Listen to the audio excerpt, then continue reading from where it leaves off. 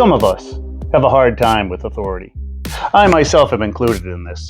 There are just some rules that seem so stupid, like speed limits, and not jumping into the shallow end of the pool. I mean, if you angle it right, you should be just fine.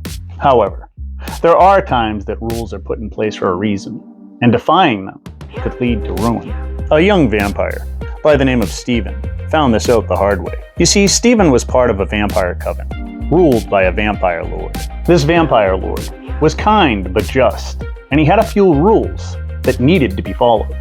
In exchange for following these rules, the coven was protected from outside forces and given clothing, food, and shelter. This vampire lord owned a grand castle with multiple rooms and enough space to house his entire coven. And even though his people were given free reign of the grounds, they were to remain inside the castle an hour before sunrise, as at dawn, the castle doors would seal shut and remain such until dusk. Stephen didn't like this rule and thought that the vampire lord was just using it as a reason to keep the coven from exploring the outside world, as they also cared for the castle and its grounds. He knew he wasn't strong enough to overpower the vampire lord on his own, but if he could convince the rest of the coven to help him, together they could do it.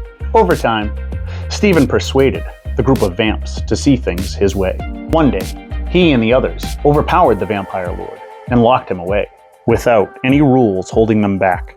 They had a grand party in the castle gardens, feasting on some of the locals from a nearby village as they patiently awaited sunrise, something they hadn't experienced in decades. Though as the golden rays peeked over the horizon, the vampires started to blister and their skin began to burn. Screaming and shouting, they ran for the castle.